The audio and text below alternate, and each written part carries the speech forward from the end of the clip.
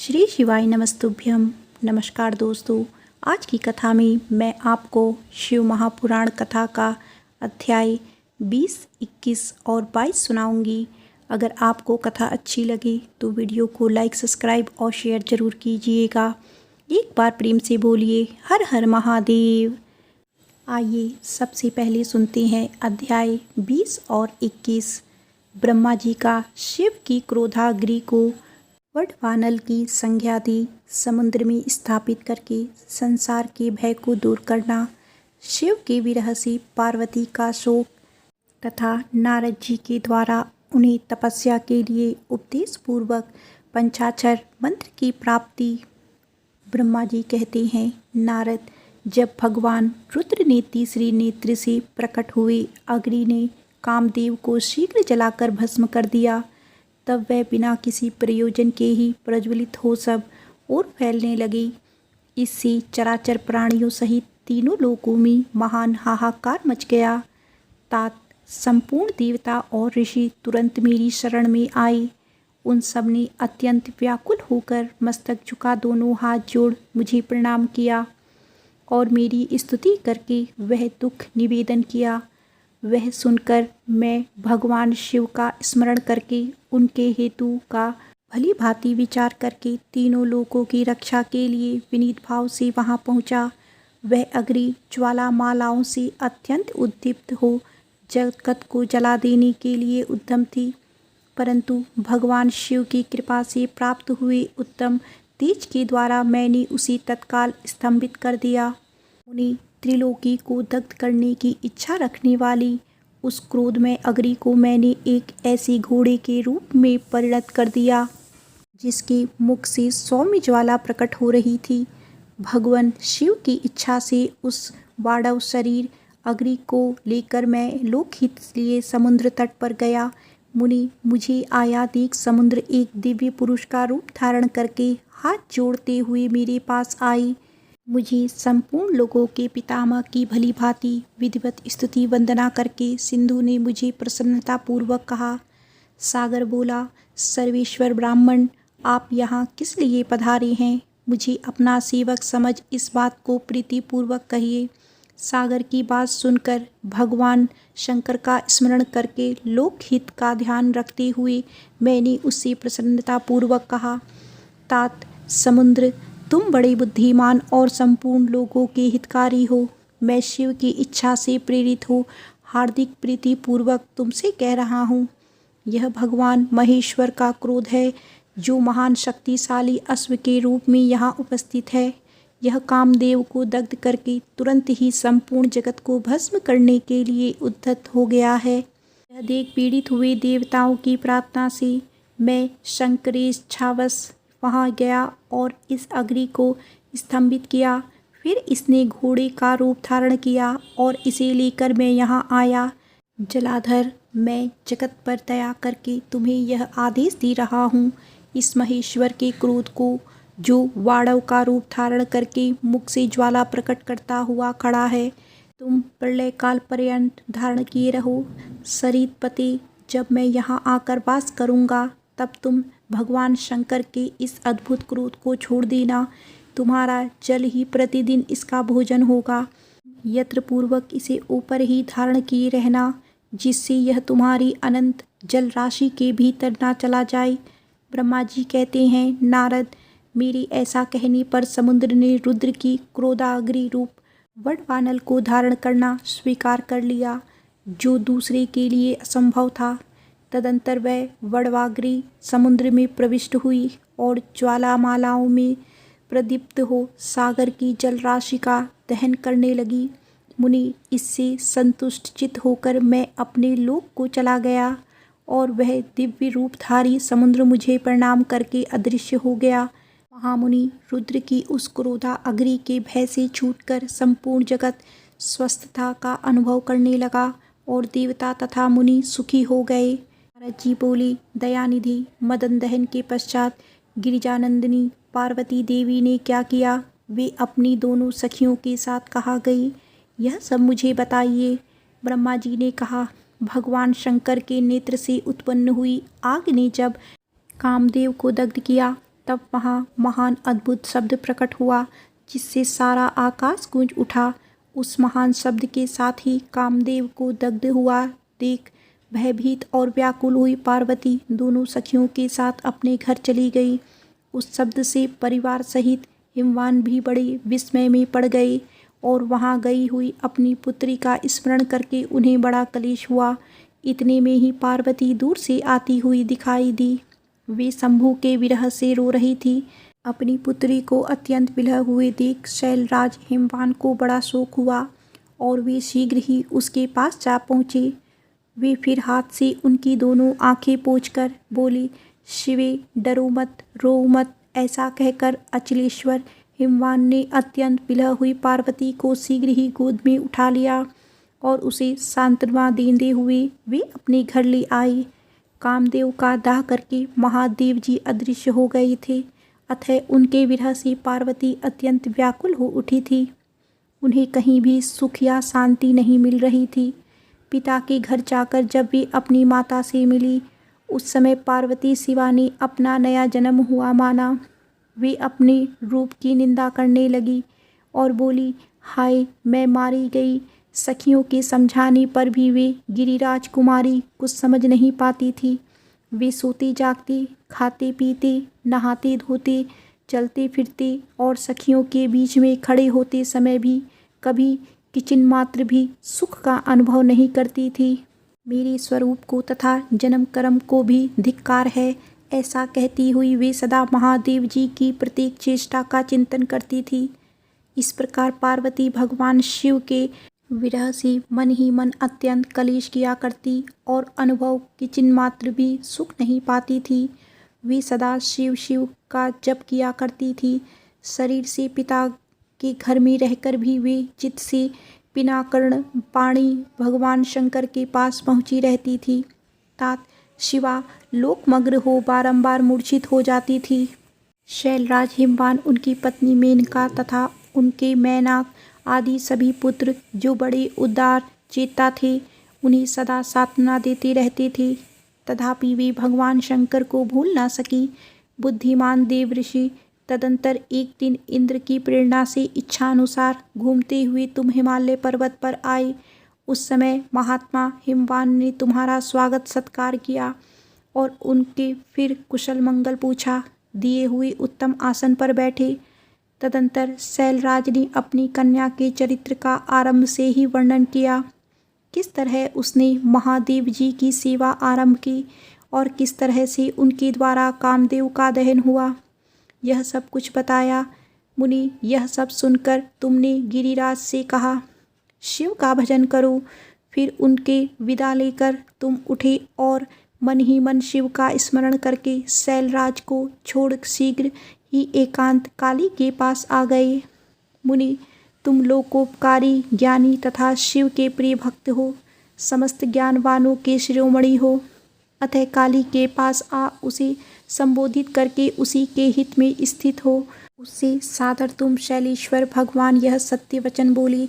नारद जी ने कहा, कालिके तुम मेरी बात सुनो, मैं दयावश सच्ची बात कह रहा हूँ।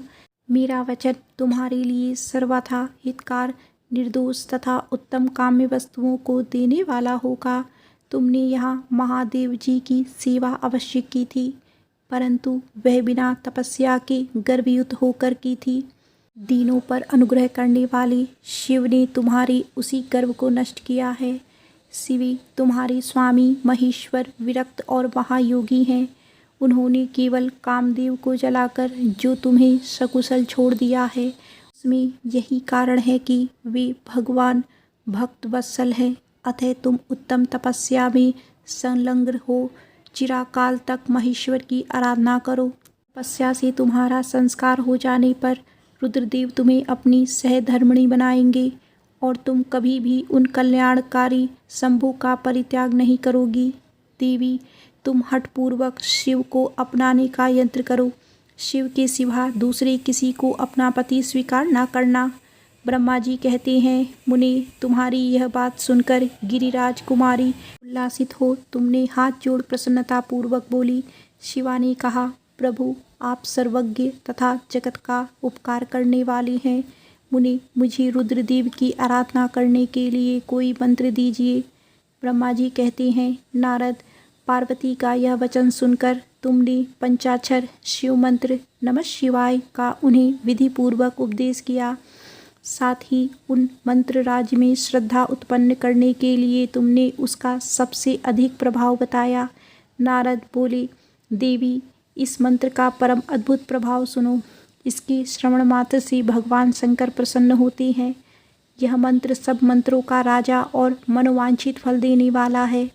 भगवान शंकर को बहुत भी प्रिय है तथा साधक को भोग और मोक्ष दोनों में समर्थ है। सौभाग्यशालिनी, इस मंत्र का विधि पूर्वक जप करने से तुम्हारे द्वारा आराधित हुए भगवान शिव अवश्य और शीघ्र ही तुम्हारी आँखों के सामने प्रकट हो जाएंगे। शिवे, शौच संतोष आदि नियमों में तत्पर रहकर भगवान शिव के स्वरूप का चिंतन करती हुई तुम पंचाक्षर मंत्र का जाप करो। इससे आराध्य देव शिव शीघ्र ही संतुष्ट होंगे। साध्वी, इस तरह तपस्या करो। तपस्या से महेश्वर वश में हो सकते हैं। तपस्या से ही सबको मनवांछित फल की प्राप्ति होती है, अन्यथा नहीं। ब्रह्मा जी कहते हैं, नारद, तुम भगवान शिव के प्रिय भक्त और इच्छानुसार विचरने वाले हो। तुमने काली से उपयुक्त बात कहकर देवताओं के हित में तत्पर हो स्वर्गलोक को प्रस्थान किया। तुम्हारी बात सुनकर उस समय पार्वती बहुत प्रसन्न हुई। उन्हें परम उत्तम पंचाक्षर मंत्र प्राप्त हो गया था। शिव महापुराण कथा का अध्याय 20 और 21 समाप्त होता है। एक बार प्रेम से बोलिए, हर हर महादेव। आइए अब सुनते हैं शिव महापुराण कथा का अध्याय 22। श्री शिव की आराधना के लिए पार्वती की दुष्कर तपस्या। ब्रह्मा जी कहते हैं, देवर्षि, तुम्हारी चली जाने पर प्रफुल्लित हुई पार्वती ने महादेव जी को तपस्या से ही साध्य माना और तपस्या के लिए ही मन में निश्चय किया। तब उन्होंने अपनी सखी चया और विद्या के द्वारा पिता हिमाचल, माता मेना से आज्ञा मांगी। पिता ने तो स्वीकार कर लिया, परंतु माता मेना ने स्नेहवश अनेक प्रकार से समझाया और घर से दूर वन में जाकर तपस्या करने से पुत्री को रोका। मेना ने तपस्या के लिए वन में जाने से रोकते हुए उमा ऐसा कहा, इसीलिए उस समय शिवा का नाम उमा हो गया।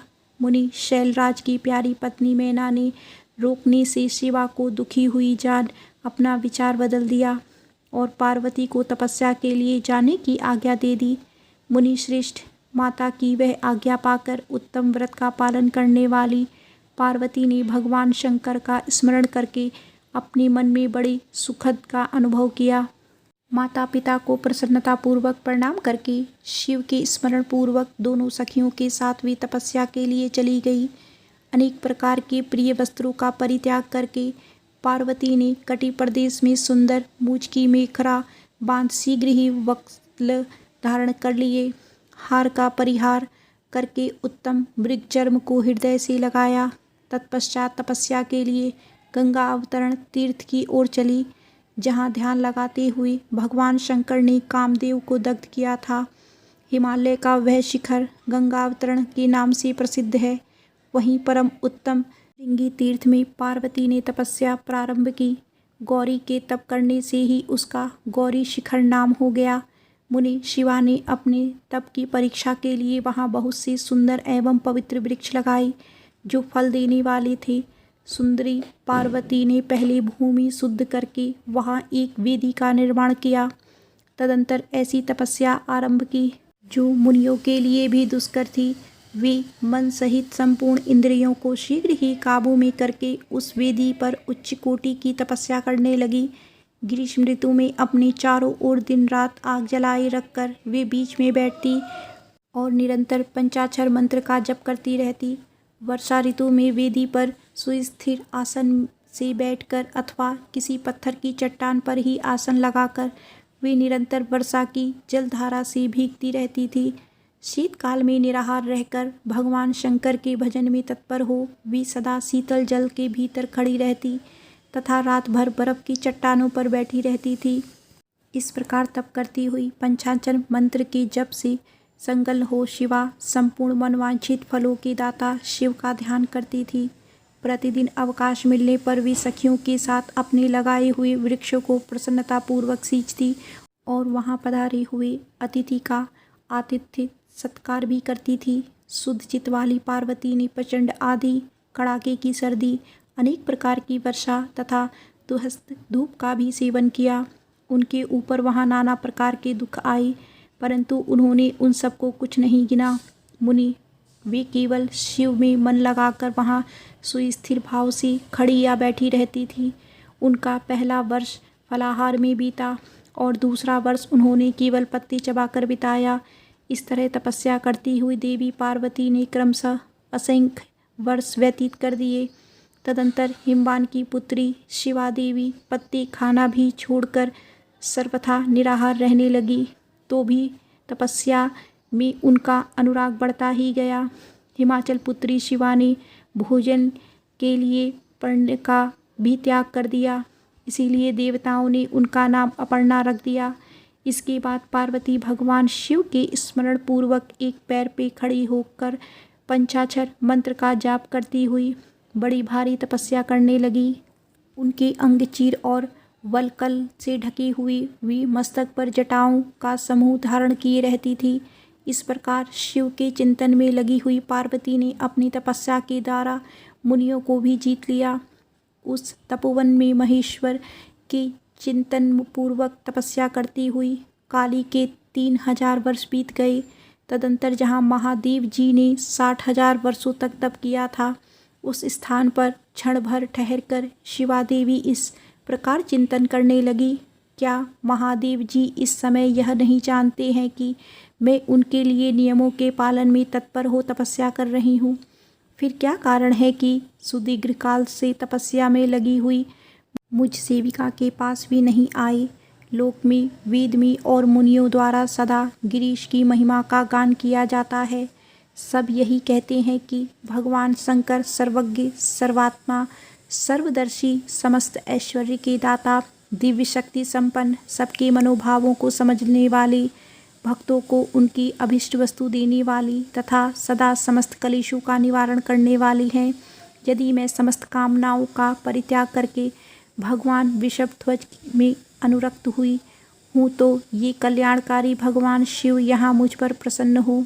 यदि मैंने नारदोक्त शिव पंचामृत मंत्र का सदा उत्तम भक्ति भाव से विधि पूर्वक जप किया हो, तो भगवान शंकर मुझ पर प्रसन्न हो।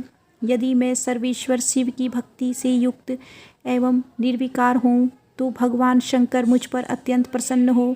इस तरह नित्य निंतन करती हुई जटा वलकल धारणी निर्विकार पार्वती मुँह नीचे किए हुए सुदीर्घ काल तक तपस्या में लगी रही। उन्होंने ऐसी तपस्या की जो मुनियों के लिए भी दुष्कर थी। वहाँ उस तपस्या का स्मरण करके पुरुषों को भी बड़ा विस्मय हुआ।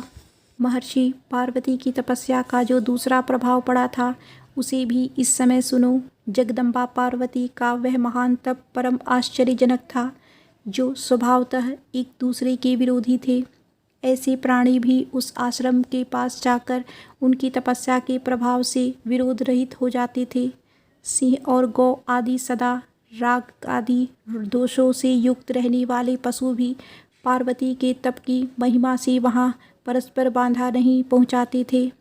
मुनि श्रेष्ठ, इसके अतिरिक्त जो स्वभावतः एक दूसरे के वैरी हैं, वे चूहे, बिल्ली आदि दूसरे जीव भी उस आश्रम पर कभी रोष आदि विकारों से युक्त नहीं होते थे। वहाँ के सभी वृक्षों में सदा फल रहते थे। भांति भांति के तृण और विचित्र पुष्प उस वन की शोभा बढ़ाते थे। वहाँ का सारा वनप्रस्थ कैलाश के समान हो गया। पार्वती के तप की सिद्धि का साकार रूप बन गया। शिव महापुराण कथा का अध्याय 22 समाप्त होता है। तो एक बार प्रेम से बोलिए, उमापति शंकर भगवान की जय, माता पार्वती की जय।